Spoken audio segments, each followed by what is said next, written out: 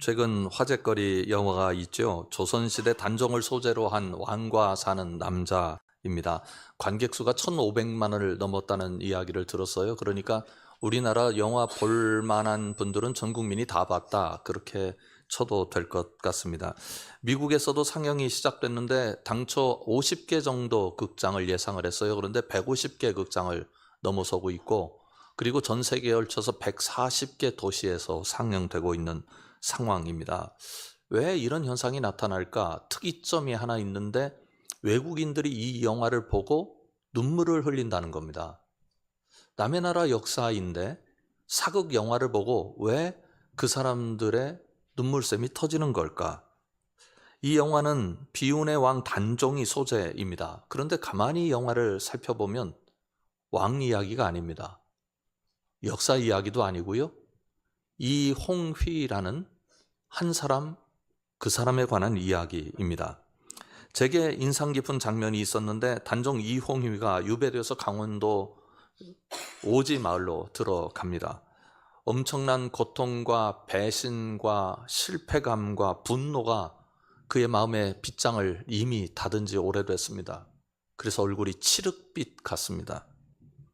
그런데 그의 얼굴에 미소가 돌기 시작해요. 그 장면은 이런 장면이에요. 단종이 마을 사람들과 만납니다. 거기서 마을 사람들이 정성껏 차려놓은 음식과 마주하게 되고 같이 나누게 되죠. 그리고 사람들이 웃는 모습, 사람들이 춤추는 모습, 사람들이 이야기하는 모습, 그들과 장난을 치는 과정에서 그의 얼굴에 미소가 돕니다. 단종이 그때 본 것은 사람입니다. 비교도 안 되는 천한 사람들, 이 벽지 오지 마을의 사람들이 자신을 사람으로 보고, 힘든 사람, 아픈 사람, 고통스러운 사람으로 보고, 그의 마음에 평화를 주고 그의 마음에 지금 당장이라도 좀 웃을 수 있도록 만들어주기 위해서 애쓰는 모습을 보게 된 것입니다. 거기서 단종은 사람을 느낍니다. 사람 냄새를 맡습니다. 외국인들조차도 이 부분에서 감동하고 있는 것 아닐까요? 사람과 사람이 만나서 온기를 나눌 때 그의 아픔이, 그리고 그의 눈물이, 그의 좌절이, 그의 분노가 녹아내리는 모습을 보는 거지요. 그 단종의 모습 속에서 자기도 보입니다. 아픈 자기, 그리고 힘든 자기, 분노하고 있는 자기, 눈물 흘릴 수밖에 없는 자기, 그리고 실패할 수밖에 없는 자기를 바라보게 됩니다.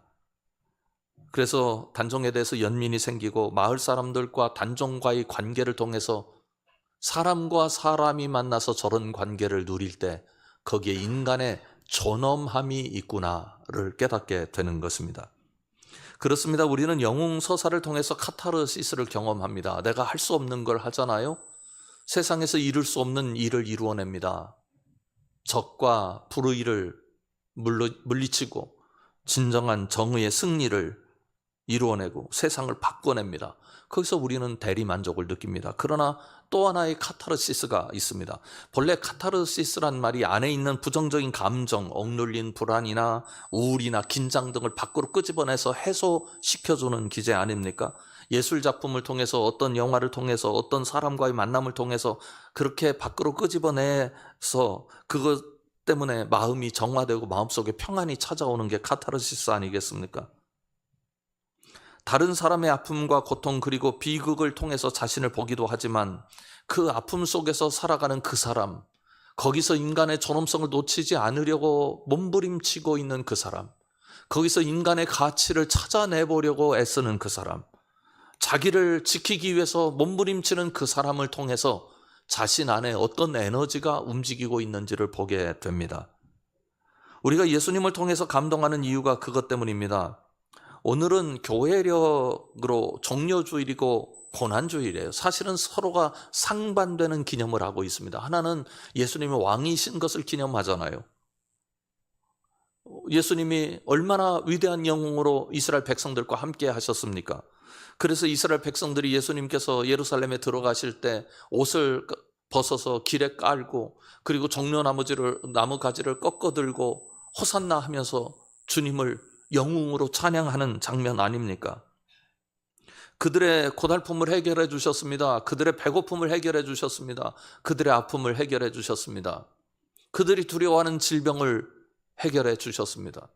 그렇게도 두려워했던 귀신도 물리쳐 주셨습니다. 더 이상 바랄 것이 없는 영웅이십니다. 그래서 이스라엘 백성들이 환호할 수밖에 없는 거죠. 8절부터 10절까지는 그것을 그려냅니다.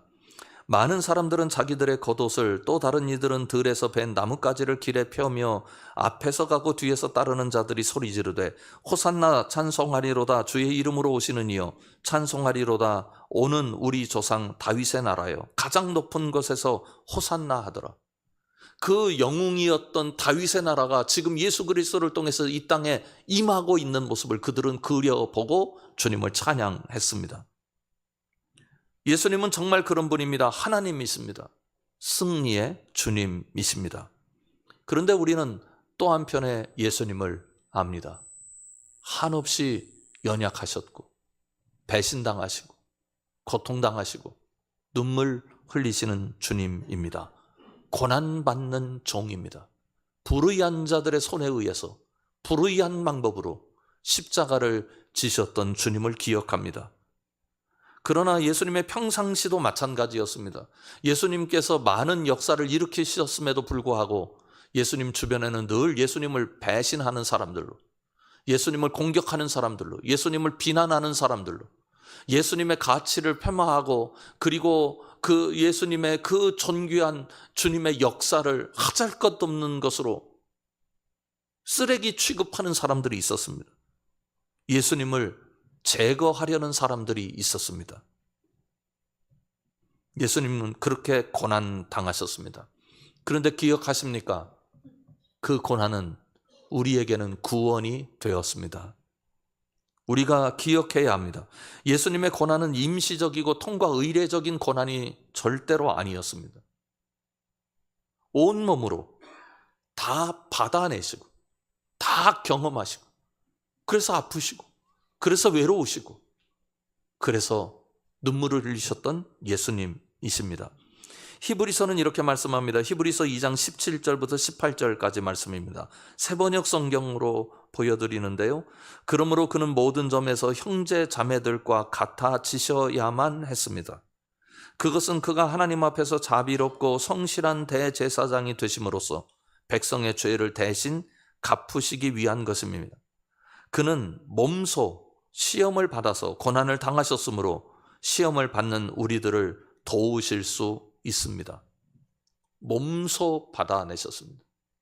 우리 몸이 고난을 당할 때, 아픔을 경험할 때, 실패할 때 느끼는 그 모든 것을 예수님께서 몸소 느끼셨습니다. 사도 바울은 이것을 이렇게 고백합니다. 나는 이제 너희를 위하여 받는 괴로움을 기뻐하고 그리스도의 남은 고난을 그의 몸된 교회를 위하여 내 육체에 채우노라. 참 특이한 표현 아닙니까? 바울은 자신이 당하는 고난을 그리스도의 고난을 채우는 것으로 이해합니다. 바울은 고난 앞에서 두려워하지 않았습니다. 고난을 없어져야 할 것으로 여기지 않았습니다. 왜냐하면 자신의 고난 속에 고난 당하신 예수님이 들어와 계심을 믿었기 때문입니다. 거기서 그는 주님의 마음을 배웁니다. 거기서 그는 주님의 눈물을 배웁니다. 거기서 그는 주님의 뜻을 배웠습니다. 여러분, 우리 주님은 지금 어떤 주님이신가?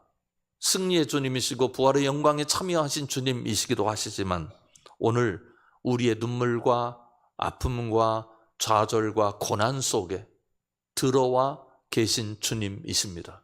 주님도 그것을 받으셨기에, 주님도 그렇게 당하셨기에, 그렇게 주님도 살아오셨기에 우리들을 다 이해하시고 우리 속에 들어와서 우리의 아픔 속에 연약함 가운데 존재하고 우리를 돕고 계신 것입니다. 우리 주님은 그렇듯 우리의 삶과 늘 궤를 같이 하길 원하십니다.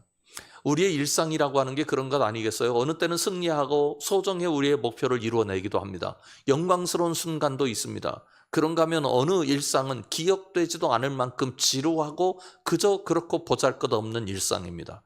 그런데 어느 날 그 일상 속에 또 아픔도 나타나고 실패도 나타나고 어려움도 나타나서 우리의 눈물을 짜내게 만듭니다. 그런데 바로 그 일상의 자리가 주님의 자리라고 성경은 말씀합니다. 오늘 주신 말씀을 보면 그것을 잘 알 수 있습니다. 1절부터 3절까지의 말씀을 보십시오. 그들이 예루살렘에 가까이 와서 감람산 벳바게와 베다니에 이르렀을 때 예수께서 제자 중 둘을 보내시며 이르시되 너희는 맞은편 마을로 가라. 그리로 들어가면 곧 아직 아무도 타보지 않은 나귀 새끼가 매여 있는 것을 보리니 풀어 끌고 오라. 만일 누가 너희에게 왜 이렇게 하느냐 묻거든 주가 쓰시겠다 하라. 그리하면 즉시 이리로 보내리라 하시니. 있을 수 없는 일입니다. 아무 집에나 가서 거기 나귀 새끼 매여 있는데 그거 달라고 그러면 누가 줍니까? 이상한 지시를 하셨는데 제자들은 그 지시를 듣고 그대로 실행합니다. 그 이야기가 4절 이하에 나타나죠. 제자들이 가서 본즉 나귀 새끼가 문 앞에 거리에 매여 있는지라. 그것을 푸니 거기 서 있는 사람 중 어떤 이들이 이르되 나귀 새끼를 풀어 무엇하려느냐 하매 제자들이 예수께서 이르신 대로 말한데 이에 허락하는지라. 나귀 새끼를 예수께로 끌고 와서 자기들의 겉옷을 그 위에 얹어 놓음에 예수께서 타시니. 마가복음 11장 1절부터 10절까지는 예수님의 종려주일 사건, 입성 과정을 그려내고 있습니다. 그런데 7절까지가 나귀 이야기입니다. 무슨 나귀 이야기가 그렇게 깁니까? 백성들의 움직임을 오히려 길게 표현해야 되는 것 아닐까요? 이 나귀 서사가 도대체 어떤 의미를 가지고 있기에 이렇게 길게 기록하고 있는 걸까요? 적어도 3가지 의미를 담았습니다. 첫째는 스가랴 9장 9절을 보면 예수님께서 나귀 새끼를 타고 예루살렘에 들어가실 것에 관한 예언을 하고 있습니다. 우리 같이 한번 스가랴 9장 9절 읽어보겠습니다. 시온에 따라 크게 기뻐할지어다. 예루살렘에 따라 즐거이 부를지어다.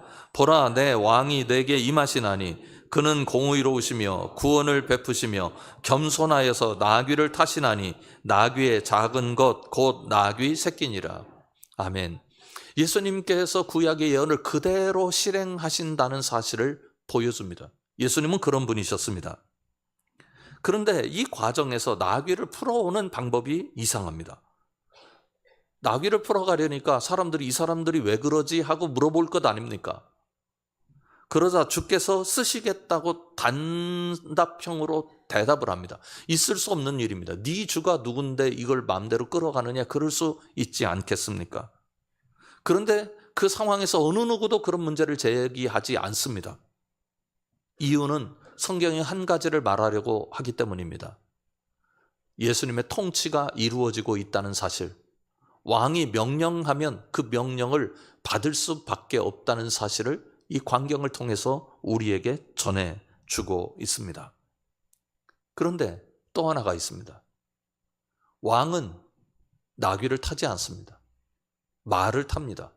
왜냐하면 말은 권력과 전쟁에서의 승리를 의미하기 때문입니다. 가장 좋은 말을 왕이 탑니다. 그런데 나귀는 그냥 동네 사람이 타는 도구입니다. 말하자면 일상입니다. 예수님께서 왜 나귀를 타셨는가? 예수님의 통치, 예수님의 권력, 예수님의 능력은 일상과 분리되어 있지 않다고 보여줍니다. 예수님께서 제자들 부르실 때도 그랬던 것 아닙니까? 베드로가 고기 잡으러 갔잖아요. 그게 베드로의 일상입니다. 매일 고기를 잡아 먹고 삽니다. 그런데 어느 날은 못 잡습니다. 그런 날이 그날만 있는 게 아니었습니다. 예수님께서 찾아오신 날만 있는 게 아니고 어느 때는 만선을 이루는가 하면 어느 때는 고기 한 마리 잡지 못해서 허탈하게 집으로 돌아가는 것이 그들의 일상입니다. 가장 구체적인 현실, 어쩌면 가장 비루한 현실, 거기에 예수님 찾아오신 것입니다. 내가 너희들의 그 현실, 일상 속에 있다 보여주고 계십니다. 예수님을 우리가 제대로 믿는다고 하는 것은 어떤 의미일까요? 예수님을 그렇게 우리의 일상에서 예수님과 호흡하고 예수님을 발견하고 예수님을 붙잡는 것입니다. 아침에 일어났을 때 밥 한 술 얼른 뜨고 직장에 출근해야 되겠다는 생각이 들어서 서둘러서 식탁 위에 앉아있는 그 식탁의 옆자리에 예수님 계시고, 출근하려 하니 사람들 복잡하고 버스도 10,000원이고 지하철도 10,000원이어서 몸을 부대끼면서 줄 서는 것에 그 사람들의 틈바구니에서 들어가서 마치 짐짝이 밀리는 것처럼 그렇게 회사까지 나아가는 그 현장에 주님 거기 계시고, 일을 하다가 무거운 짐 때문에 내가 이렇게 살아야 하나 하는 회한이 마음속에 생기고, 자신의 삶의 가치가 느껴지지 않고 한없이 낮아지는 것 같은 느낌을 받을 때 그 느낌, 거기에 우리 주님 계시고요. 그래도 괜찮다고 슬며시 우리 짐을 들어주시면서 우리로 하여금 넘어가게 하시고 견디게 하시고, 그래도 살만한 인생이라고 붙잡을 수 있도록 도와주시는 그 우리의 생각 속에 그렇게 움직이시는 주님을 발견하는 것, 어쩌면 그게 신앙의 가장 중요한 현장일 수밖에 없습니다.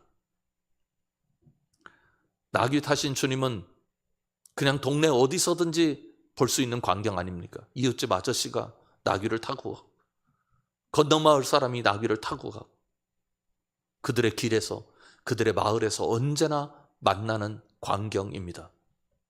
예수님은 언제나 우리 삶 속에 그렇게 와 계시다고요. 우리의 일상 속에, 우리의 호흡 속에, 우리의 생각 속에, 우리의 움직이는 동선 속에 주님 들어와 계십니다.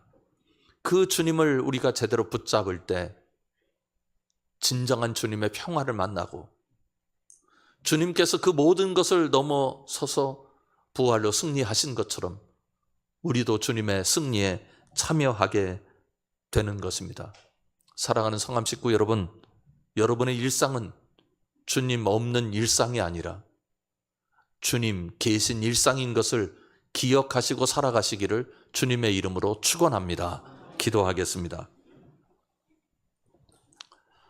아버지 하나님, 오늘 우리 삶 가운데 찾아오셔서 우리를 붙드시는 주님을 바라봅니다.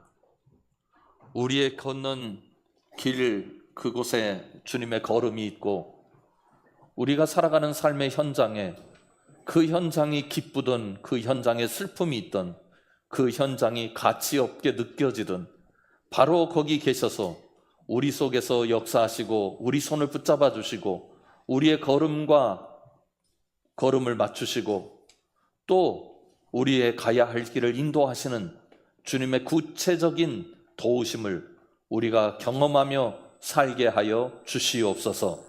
예수님 이름으로 간절히 기도드립니다. 아멘. 오늘 성찬식을 진행하게 될 텐데 가운데 줄로 나오시고 양쪽으로 여러분의 자리로 돌아가시고요. 나오시면 빵을 여러분들에게 드리게 될 텐데 빵을 주스에 찍으시고 드시고 들어가시면 되겠습니다. 예수님께서 잡히시기 전날 밤에 빵을 가지사 사례하시고 떼어주시면서 제자들에게 말씀하셨습니다.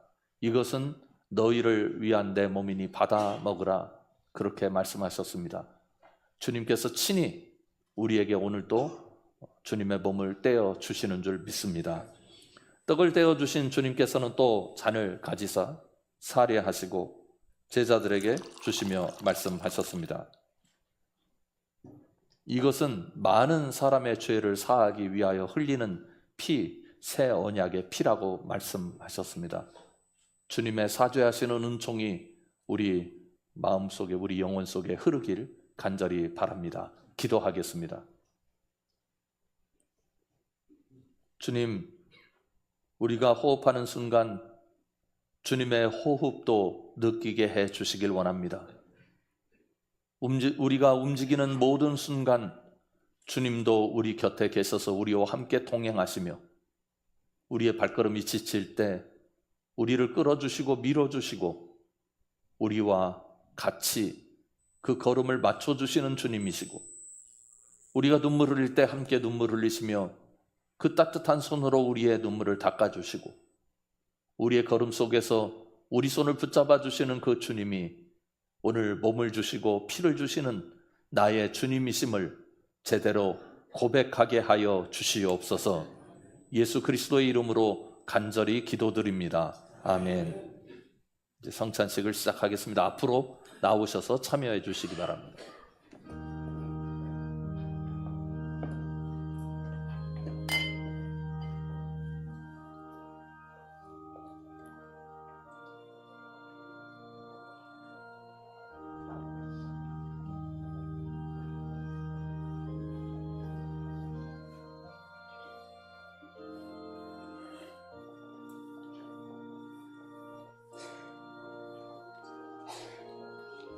주님의 몸이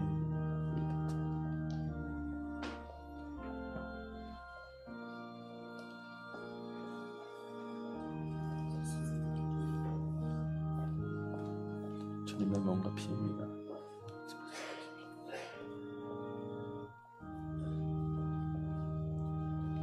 주님의 몸과 피입니다.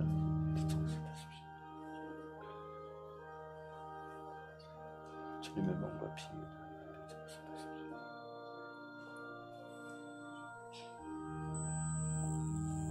주님의 몸과 피입니다.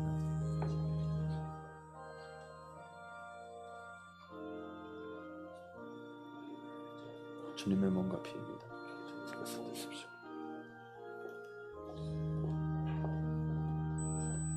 주님의 몸과 피입니다. 여기다 찍어서 드십시오.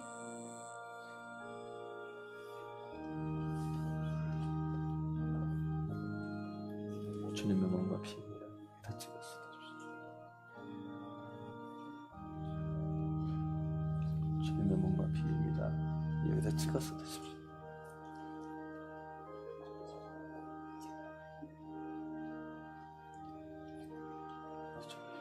주님의 몸과 피입니다. 여기다 찍어서 드십시오.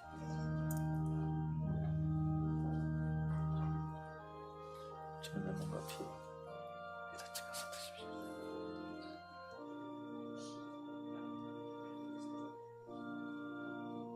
이쪽으로 주십시오. 주님의 몸과 피입니다.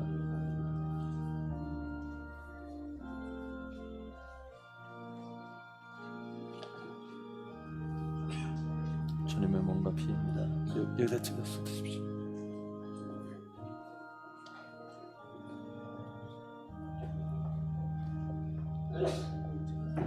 주님의 몸과 피입니다. 여기다 찍어서 드십시오.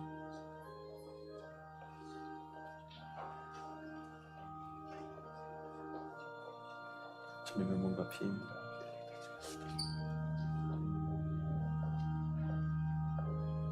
주님의 몸과 피입니다.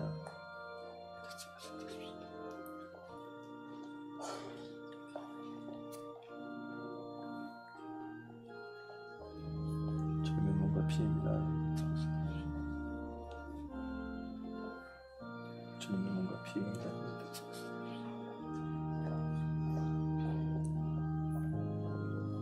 주님의 몸과 피입니다. 여기다 찍어서 드십시오.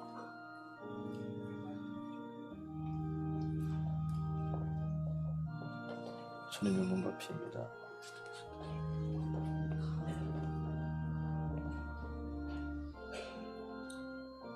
주님의 몸과 피입니다.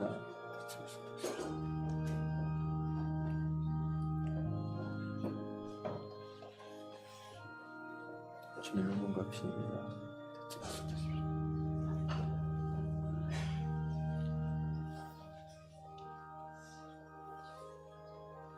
주님의 몸과 피입니다.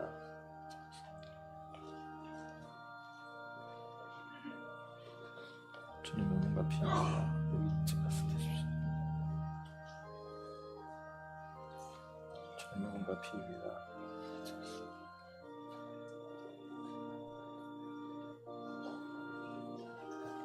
주님의 몸과 피입니다.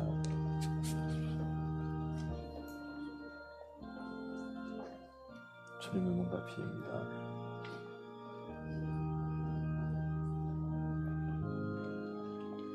주님의 몸과 피입니다.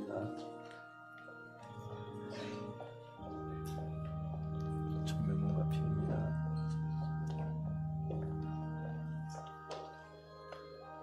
주님의 몸과 피입니다. 주님의 몸과 피입니다.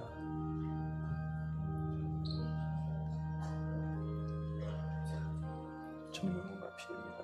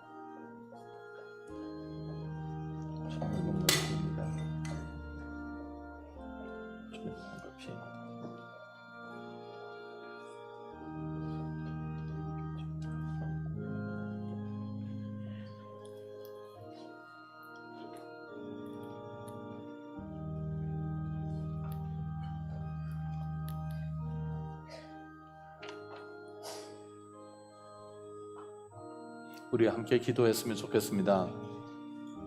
주님의 몸을 받았고 주님의 피를 받았습니다. 주님과 주님의 마음이 우리의 마음이 되고 주님의 은혜가 우리 영혼 가운데 담기고 우리 삶 속에서 주님의 뜻이 이루어지는 존귀한 삶을 살게 해달라고요. 우리 다 같이 하나님 앞에 한 목소리로 기도하겠습니다.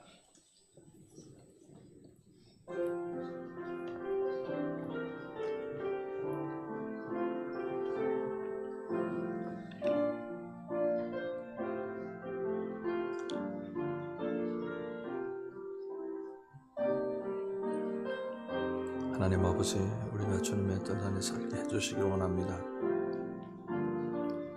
우리의 보잘것없는 일상에 하늘 양식을 가져오셔서 우리에게 제공해 주시는 그 주님의 은혜를 깨달아 알게 해주시길 원합니다. 우리의 손을 붙잡아 주시는 주님, 살아계셔서 오늘도 우리를 위하여 부지런히 움직이시는 주님의 은혜를 깨달아 알게 해주시길 원합니다.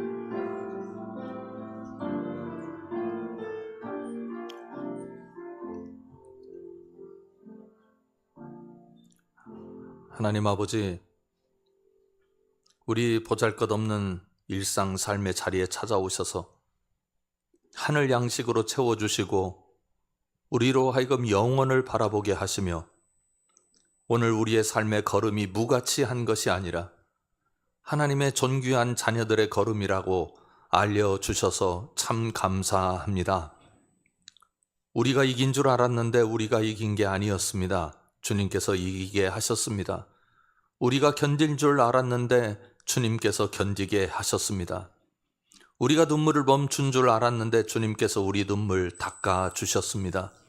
앞으로의 삶 속에서도 주님께서 동행하시며 이 세상에 우리 삶이 존재하는 그날까지 우리 곁에서 함께 계시고 우리 삶이 끝나는 그날 영원한 하나님의 영광 가운데 참여하게 하실 줄 믿습니다. 그 주님 붙잡고 살아가게 하여 주시옵소서. 예수 그리스도의 이름으로 간절히 기도드립니다. 아멘.